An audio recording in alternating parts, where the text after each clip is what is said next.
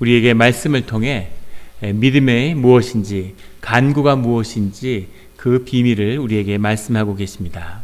말씀을 통해 우리 가운데 주님께 향한 간구의 그 성취의 비밀을 깨달아 아는 우리 성도님들이 되시기를 주의 이름으로 축원합니다. 오늘 24절의 말씀에서 예수께서 일어나사 거기를 떠난다고 말씀하셨는데 거기가 어딜까? 거기는 갈릴리 지방이겠죠. 주님의 고향이었던, 주님의 주된 사역이 펼쳐졌던 갈릴리 지방을 떠나서 예수님께서 두로 지방으로 가셨다고 기록하고 있습니다. 두로 지방은 오늘날 당시에는 시리아 총독의 지배를 받는 시리아의 지역이었고 지금은 레바논 땅이죠. 레바논 땅에 있는 항구 도시입니다. 그 항구 도시 두로로 주님이 그 발길을, 먼 길을 걸어서 그 발길을 향하셨다는 거죠.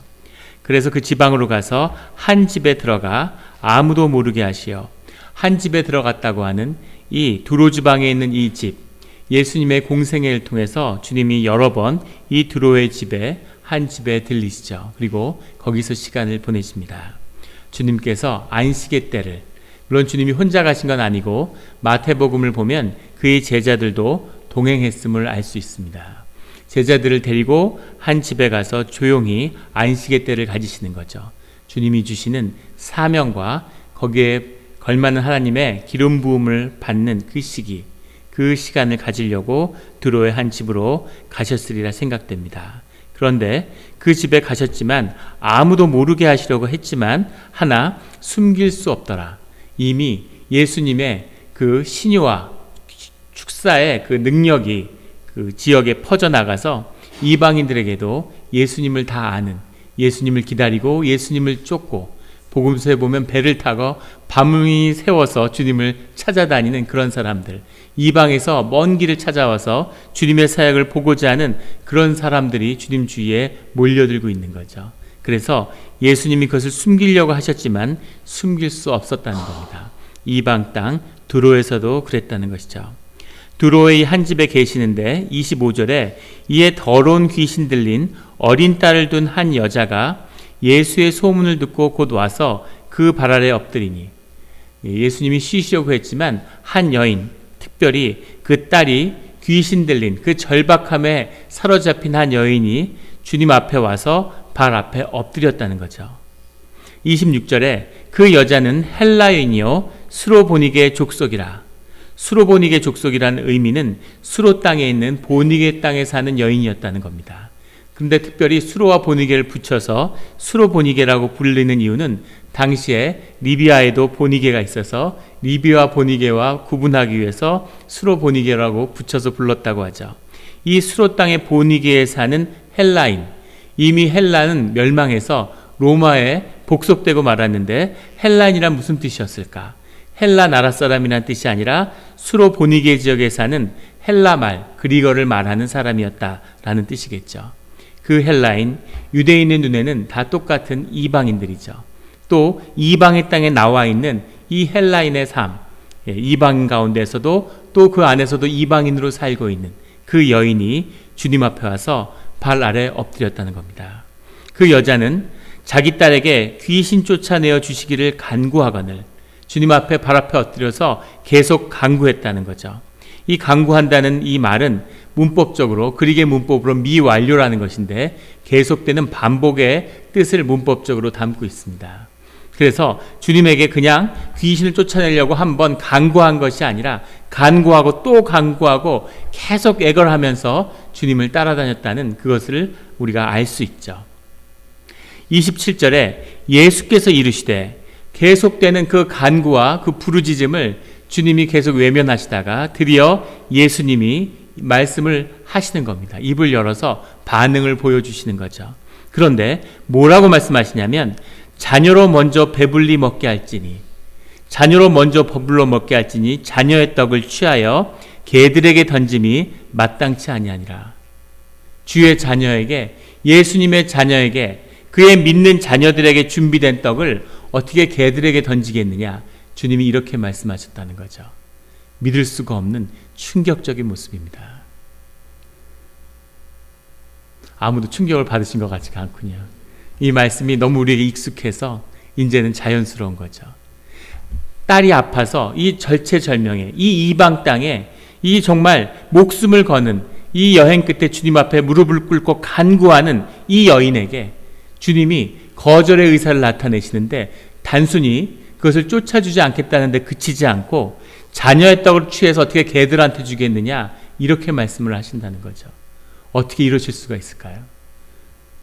흔쾌히 도와주시지도 못할지라도 어떻게 이 아픈 여인에게 이렇게 깊은 상처가 될 수 있는, 자녀의 떡을 어떻게 개들에게 던지느냐, 너희가 개들이다, 이런 말이죠. 개들에게 자녀의 떡을 주지 않아, 이렇게 주님이 말씀하셨다는 거죠. 단순한 거절이 아니라 이런 거절감에도 사람들이 자신을 지키기가 힘든데, 그 거절감에 더해서 깊은 충격적인 이런 모욕적인 말씀을 주님이 왜 하셨던 걸까? 그것이 우리에게 주는 도전입니다. 주님은 왜 이런 말씀을 하셨을까요? 이 말씀을 하신 뜻을 많은 성서학자들은 이렇게 받아들였습니다. 이스라엘을 위해서 유대 종족으로 해서 준비된 그들의 구원이 먼저고 이방인이 그 다음이기 때문에, 그래서 주님이 자녀에게 준비된 떡과 이방의 자녀들을 구분했을 거라는 거죠. 그런데 그렇게 받아들이기에는 사실은 맞지 않는 부분이 있습니다. 그렇다면 주님은 왜 이스라엘 족속의 지도자들에게 뱀의 자식들이라고, 회칠한 무덤이라고 비난하셨던 걸까요? 그리고 오늘 본문에 나오는 두로 지방으로 가서 한 집에 들어가 그 집에 주님이 여러 차례 방문하고 그 집에 묵었다는 거죠. 그 집의 주인은 주님과 긴밀한 친분 관계가 있고 아마 예수님의 또 다른 이방인 제자였을 겁니다. 이방인들하고 서로 말만 섞어도 부정하게 받아들이는 유대인들이에요. 정결 예법을 통해서 이방인들과 말을 섞으면 집에 와서 손을 씻고 몸을 정결히 하는 예식을 하는 유대인들입니다.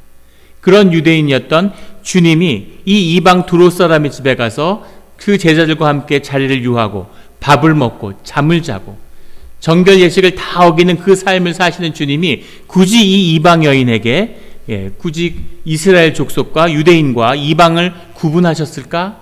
앞뒤가 맞지 않는 거죠. 이방 개들에게 떡을 던짐이 마땅치 않다.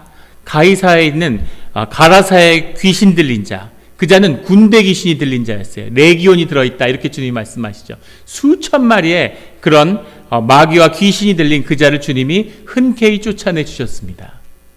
이 한 귀신 들린 딸에게 그 귀신을 쫓는 것이 빵을 하나 내주는 것이라면 이미 수천 개의 빵을 이방인들에게 내어주신 주님인 거죠. 그렇게 이방인들을 고치고 이방인들에게 자비를 베푸시고 이방인의 땅에서 밥을 먹고 주무시는 예수님이, 친교를 하는 주님이 왜 굳이 이 이방의 여인에게 자녀의 떡을 취하여 개들에게 던짐이 마땅치 않다고 유대인과 이방인을 구분하셨겠습니까? 맞지 않는 이야기죠. 또 다른 사람들은 이런 식으로 해석을 합니다. 주님은 이미 고쳐주기로 마음을 먹으셨을 거라는 거죠. 전능하신 하나님이기 때문에 이 여인이 오는 것도, 이 여인이 구하는 것도 알고 계시고 이 여인이 구하는 것을 들어주려고 마음을 먹으셨지만, 하지만 이 여인이 그 심중 가운데 정말 주님의 말씀과 능력을 믿는지 그것을 시험해 보려고 하셨을 거다, 이렇게 이해하는 겁니다. 그게 말이 될까요? 주님이 정말 그걸 시험하기 위해서, 사람을 떠보기 위해서 사람을 희롱하고 모욕하는 일을 하셨을까? 받아들이기 어려운 거죠. 한번 생각을 해보십시오. 어디에 용한 의사가 있다고 해서 찾아갔는데 정말 죽을 병에 걸려서 고생하고 있는 자녀를, 그 자녀를 데리고 그 어렵게 찾아간 의사에게 우리 아이를 좀 고쳐주십시오 했는데, 그 의사가 내가 이 아이를 고칠 수 있지만 나를 얼마나 믿고 신뢰하는지 알아보기 위해서 얘는 못 고쳐요, 불치병입니다, 이렇게 한번 환자의 부모를 떠봤다고 생각해 보십시오. 결과가 어떻게 되겠습니까? 그 의사가 용서받을 수 있을까요? 그 부모들은 어떤 반응을 보여줄까요? 주님이, 진실하고 신실하신 주님이 이 한 이방 여인, 절실한 여인의 그 마음을 떠보기 위해서 이렇게 희롱하는, 모욕하는 언사를 하셨다고는 도저히 받아들일 수 없는 것이죠. 주님은 왜 이 여인에게, 이 불쌍하고 이 간절한 벼랑 위에 서 있는 것 같은 이 여인에게 이런 반응을 보이셨을까? 이렇게 모욕적인 말씀을 하셨을까 하는 거죠. 이 말씀이 우리에게 늘 도전과 걸림이 됩니다. 주님의 뜻은 무엇이었을까? 주님이 정말 우리에게 보여주시고자 했던 건 무엇이었을까 하는 거죠. 예전에 한국에서 사역을 할 때 교회에 출석하시는 한 모녀가 있었습니다. 한 성도님이 연세가 많으신데 늦게 딸을 하나 낳았어요. 결혼해서 아버지가 있는 딸이 아닌데 그 딸을 낳아서 키웠습니다. 근데 그 딸이 발달 지체가 있는 겁니다. 정신 지체가 있는 거죠. 심하지는 않았지만 정상적인 사회생활을 할 수 없는 딸을 데리고 살아가고 있는 겁니다. 주변에서 아마 그런 장애가 있는 아이의 가정이 어떤지를 보신 분들이 계실 거예요.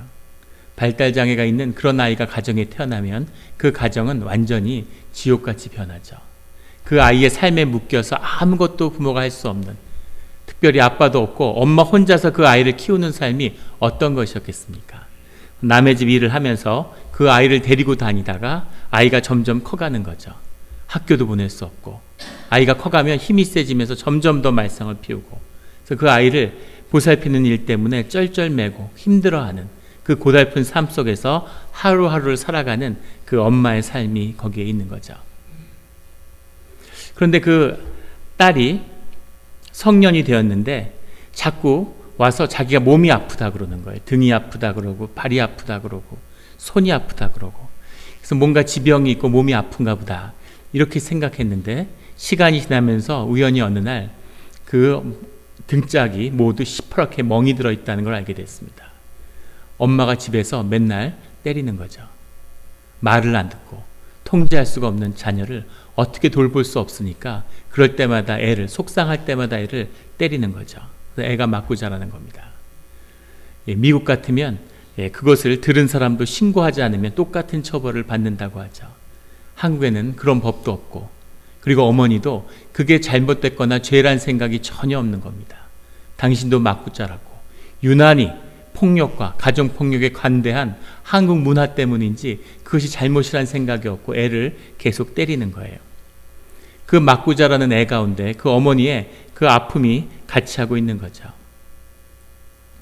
어느 날 아이가 학교를 오지 않는 것이 아니라 교회를 오지 못하는데, 교회를 몇 번 빠지고 그래서 그 집에 신방을 갔다가 놀라운 사실을 알게 됐습니다.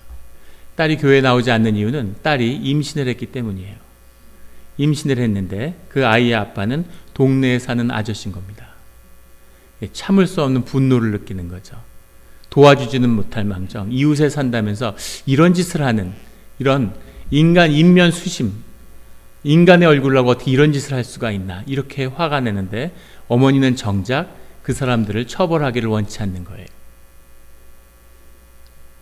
그 사람들을 처벌하고 그 사람들을 감옥에 보내들 무슨 의미가 있겠느냐고 그렇게 이야기를 하지만, 사실 진실은 그 주변에 있는 이웃들이 건넨 그 돈을 받고 타협을 해주는 거죠.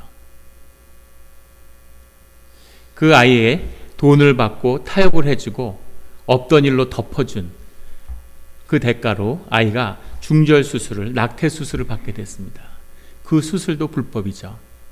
그 수술을 받는 날 그 어머니가 교회에 와서 기도를 드리시는 거예요. 수술이 잘 되게 해달라고, 아이를 건강케 하게 해달라고. 그 기도하는 모습을 보는데 속에서 울컥하는 게 있었습니다. 이것은 주님을 모욕하는 게 아닌가, 어떻게 이런 기도를 나와서 드릴 수가 있을까, 정말 가서 한 대 쥐어받고 싶은 그런 마음이 일어나는 거죠. 아이가 이렇게 된 건 당신 때문이야, 이렇게 소리지고 싶은 그런 마음이 드는 거죠. 근데 거기서 그 눈물로 간절히 기도하는 어머니의 모습을 보면서 도대체 이 기도를 주님은 어떻게 들으실까, 이 기도를 듣는 예수님의 마음은 어떤 것일까, 이런 것을 생각했습니다. 아이가 귀신이 들렸는데 어떤 아이들이 귀신에 들릴까요? 얌전하게 바르게 사랑받으면서 잘 자라는 딸이 어느 날 갑자기 불현듯 귀신 들림이 됐을까요? 그렇지 않을 겁니다. 주님은 우리에게 어린아이의 영과 같이 되면 하늘에 들어갈 수 없다고 말씀하시죠. 어린아이들의 영에는 특별한 비밀이 들어있어요. 어린아이들은 귀신 들림을 받지 않습니다. 아이들이 아직 언어가 없고 사람들은 의식의 힘으로 자기의 무의식의 심령을 지키지만 아이들은 심령을 지킬 수 있는 의식의 힘이 없죠. 언어도 없고 사고의 힘도 약합니다. 그럼에도 불구하고 아이들이 천진난만하게 그 심령대로 살아가는 삶 가운데 주님의 보호하심이 함께하는 거죠. 아이들이 자기 삶의 주인으로 설 때까지, 자기 삶에 책임을 다하는 의식의 주인이 될 때까지 주님의 보호하심이, 특별한 성령의 보호하심이 아이들과 함께하고 있는 겁니다. 그래서 아이들은 자기의 있는 그대로의 모습으로, 천진난만함으로 세상의 모든 것을 열어놓고 살아가지만 그 영이 지켜지는 거죠. 그래서 아이들에게는 귀신 들림이 있을 수 없어요. 그런데 이 아이에게 귀신 들린 그 딸이 귀신이 들렸다는 거죠. 어떻게 아이가 귀신이 들릴 수 있었을까요? 그 아이의 영을 파괴할 수 있는, 그 영의 심령을 무너뜨릴 수 있는 유일한 통로를 가진 사람들은 부모입니다. 부모는 자식과 깊이 영적으로 연결되어 있죠. 부모의 말에는 영적 권세가 있어서 자녀의 삶에 씻을 수 없는 상처를 남길 수 있습니다. 그래서 어린아이가 깊이 상처받았다면, 영이 무너졌다면 그 책임은 다 부모의 것이에요. 아이가 어느 한순간에 귀신이 들렸을까요? 그렇지 않았을 겁니다. 그 어머니의 삶도 말할 수 없이 무너져 있었겠죠. 21세기에 이 부유한 땅에 선진국에서도 장애인 딸 하나를 갖고 살아가는 어머니의 삶은 고달플 수밖에 없어요. 하물며 이 시대의 여인의 삶이란 건 어떤 것이었겠습니까? 한치 앞의 삶을 내다볼 수 없는, 그것을 도와줄 아버지가 있어도 힘든데 그 아버지도 없는, 여기서 살아가는 이 수로보니게 여인의 삶이란 건 상상할 수 없을 만큼 고달프고 힘든 삶이었을 겁니다. 이 삶을 지탱해 준 것은 이 여인의 마음속에 있는 한이고 마음속에 있는 악이었겠죠. 악에 바쳐서 깡으로 버티면서 하루하루를 살았겠죠. 세상의 악과, 세상의 그 안 좋은 구조의 악과 맞서면서 어떻게든 살아보려는, 어떻게든 딸을 살려보려는 그 악한 마음으로, 악으로 버티면서 하루하루를 살았을 것입니다. 그리고 그 여인에게는 자기 딸을 지키고 보호할 만한 그런 힘이 없는 거죠. 그 딸도 그 엄마의 삶에 휩쓸려서 똑같은 고난과 아픔의 삶을 살아갔겠죠. 외로웠겠고 상처받았을 것이고, 그리고 매일매일 학대받는 삶을 살았을지도 모릅니다. 그 삶의 자리에서 귀신 들림의 역사가 일어난 거죠. 이 딸의 귀신 들림에게는 이 딸이 아니라 이 엄마의 책임이 가로놓여 있는 겁니다. 그런데 그 딸을 데리고 그 어머니가 주님 앞에 나와서 간구하고 있는 거죠. 딸을 살려달라고. 그 딸을 살려달라고 부르짖으며 쫓아다니는, 그것을 외면하는 주님에게 그 부르짖는 그 간절함을 호소하는 그 여인에게 주님이 하신 말씀은 자녀의 떡을 취하여 개들에게 던짐이 마땅치 아니하리라. 이 개들은 이방인도 아니고, 이 개들은 주님의 비유나 은유도 아니고, 이것을 어떻게든 좋게 받아들이기 위해서 이 개들은 무슨 들깨 이런 것이 아니라 애완견이라는 등 온갖 것을 미사역을 갖다 대지만 개는 개일 뿐이죠. 이 개들은 누구냐면 바로 그 수로보니게 여인의 엄마와 그 딸입니다. 그 자녀에게 줘야 할 이 영적인 떡을, 이 축복의 떡을 이 개들에게 주는 것은 마땅치 않다 하는 것이 예수님의 대답인 거죠. 예수님의 진실이고 예수님의 심령의 대답을 있는 그대로 선포하신 겁니다. 이것이 주님이 이 죄악된 모녀에게 준 답이에요. 그런데 놀라운 것은 28절에 여자가 대답하여 이르되 주여 올소이다. 주님 맞습니다. 주님 그렇습니다. 이렇게 이 여인이 대답했다는 거죠. 이 여인이 이렇게 대답할 수 있었을까요? 우리 생각에는 이 여인이 한이 북받쳐서 야, 안 고쳐주려면 말지 왜 이렇게까지 얘기를 하고 이렇게까지 삶을 모욕하고 상처를 주냐, 너가 잘나면 뭐가 그렇게 잘났냐, 사람을 고치는 능력이 이런 식으로 써먹으라고 준 거냐, 못 고친다면 못 고친다 그러지 네가 나한테 해준 게 뭐가 있니, 내가 너한테 이런 모욕을 당해야 돼? 너도 이방인이잖아, 너도 갈릴리에 천대받는 사람 인간이잖아, 슬리퍼를 벗어서 던지든가 가서 머리채를 잡고 같은 모욕을 주고 같이 저주를 퍼붓고, 너는 사생아라며, 너는 아버지가 누군지도 모른다며 하고 온갖 저주를 퍼부어야 될 것 같은데 이 여인의 고백은 놀랍게도 주여 옳습니다. 주님, 당신 하신 말씀이 다 옳습니다 라는 긍정이고 인정이었다는 거죠. 어떻게 이런 반응을 드릴 수 있었을까? 이것이 놀라움입니다. 주님이 우리에게 하신 일을 긍정하는 거죠. 교회에서 많은 분들을 만나게 됩니다. 또 신앙생활하면서 많은 일들을 겪으셨을 겁니다. 주님 안에서 내가 왜 이런 일을 당해야 할까? 주님 앞에서 자녀를 앞세운 사람이 있어요. 어떻게 주님이 이런 일을 허락하실 수가 있습니까? 오랫동안 갖고 오던 내 사업을 주 안에서 그냥 망쳐버리는 일도 있죠. 주님 왜 지켜주지 않으셨습니까? 심지어는 교회를 떠난 한 자매는 교회에서 낳고 자랐는데 첫사랑과 맺어다게 해달라고 그렇게 간절히 기도했는데 그걸 주님이 안 이루어 주셔서 실망해서 떠났다고 이렇게 하는 고백도 들어봤습니다. 작고 큰 이런저런 수많은 고백들이 주 안에서 있죠. 그런데 우리가 잊지 말아야 할 것은 그 가운데 이 여인이 택한 대답은 주여 옳습니다. 내게 일어난 모든 일이 다 옳은 일이고 내 삶에 합당한 것이었습니다 라는 고백이었다는 거죠. 그 고백을 드리니까 그 고백을 드리고서 뭐라고 또 고백했냐면 상 아래에 있는 개들도 아이들이 먹던 부스러기를 먹나이다. 주의 자녀들이 받는 그 축복의 열매 가운데 떨어진 부스러기라도 먹을 수 있게 해주십시오 라고 하는 그 고백을 주님께 드린 거죠.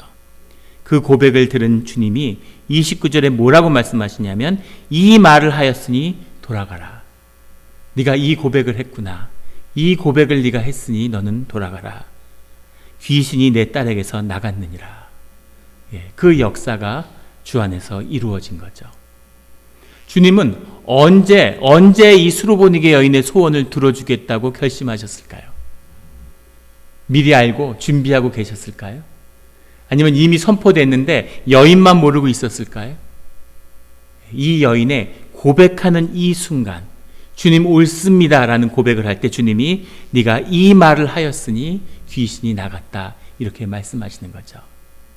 주님 안에서 우리가 많은 일들을 경험하게 되는데 그 일이 어떤 일은 축복이고 어떤 일은 저주일까? 어떤 일은 징계이고 어떤 일은 주님이 부시는 기름 부음일까? 그걸 어떻게 생각하십니까? 주님은 우리에게 구별해서 좋은 것과 나쁜 것을 구별해 주시는 걸까요? 우리가 고백하는 주님이 우리에게 주신 모든 것은 좋은 것이라고 고백하는 그 고백은 주님이 현실적으로 우리에게 주시는 재난과 고난을 어떻게 설명할 수 있냐는 거죠. 오늘 이 여인의 대답처럼 주님 옳습니다 라고 하는 이 고백처럼 주님이 우리에게 역사하신 일이 정말 좋은 축복이었는지 아니면 재앙과 징계였는지를 구분하는 그 순간이 바로 이 여인이 대답하는 이 순간이었다는 겁니다. 주님 옳습니다 하는 순간 그 주님의 안에서 있었던 모든 일들이 축복의 역사로 바뀌는 것이죠. 병 하나를 고친 것이 아니라 그 병 하나를 고친 것이 아니라 내 딸에게서 나갔으니 돌아가라 이렇게 말씀하시는 병 하나가 고친 것이 아니라 마귀가 들려있다는 것은 마귀의 권세가 그 집을 사로잡고 있다는 거죠. 주님의 보호가 완전히 떠나버렸기 때문에 마귀가 그 집안을 완전히 틀어지고 자녀들까지 틀어지고 그런 마귀의 권세 아래 이 놓인 이 집안을 그 세상의 어떤 곳으로도 끊을 수 없는 이 집안의 모든 묶임이 풀렸다는 것입니다. 이 풀린 것은 그 고백이 이 여인에게서 나왔기 때문이죠. 이 고백을 드리는 것이 결코 쉬운 일이 아니었을 거예요. 저주받은 삶, 남편을 잃고 세상의 손가락질을 받고 귀신 들린 딸을 키우면서 온갖 고난 속에 살아야 하는 내일을 알 수 없는 이 여인의 삶이 주님 앞에 무릎 꿇고 주님이 하신 일이 옳았습니다 라는 이 고백을 드릴 수 있겠습니까? 그러나 이 고백을 드리는 순간 이 여인의 삶의 문제는 바뀌었다는 거죠. 주님 우리에게 좋은 것을 주신 것처럼 보이지만 그것이 축복인지 아닌지 우리는 알지 못합니다. 주님이 우리에게 고난을 주신 것 같지만 그 고난이 우리에게 정말 고난이고 징계인지 우리는 알지 못합니다. 그것이 징계인지 축복인지 축복의 문을 여신 것인지 아니면 징계의 문을 여신지는 바로 우리의 반응, 우리가 주님께 어떠한 고백을 드렸는가에 따라 달라지는 거죠. 흔히 신앙을 연금술에 비유합니다. 연금술은 세상의 어떤 돌들을 어떤 금속을 가져다가도 모두 금으로 바꾸는 거죠. 마치 우리의 신앙 가운데 세상에 어떤 시련이 있어도 어떤 아픔이 있어도 그것을 주님 안에서 귀한 정금과 같은 축복의 그 순금으로 바꿀 수 있는 그 고백이 우리 신앙 가운데 있기 때문입니다. 주님이 내게 행하신 모든 일은 다 옳습니다. 그 모든 일은 내게 합당한 일이었습니다. 주님, 주님의 뜻대로 하시옵소서 라고 하는 그 고백이 신앙의 중심이며 우리의 삶을 축복으로 바꾸는 주님이 주시는 축복의 비밀입니다. 그 비밀을 깨달아 오늘 우리 가운데, 우리의 심령 가운데 주님 옳습니다. 주님 옳습니다.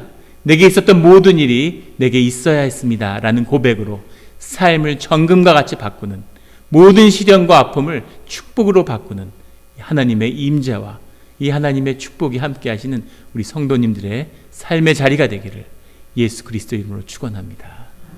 같이 기도드리시겠습니다.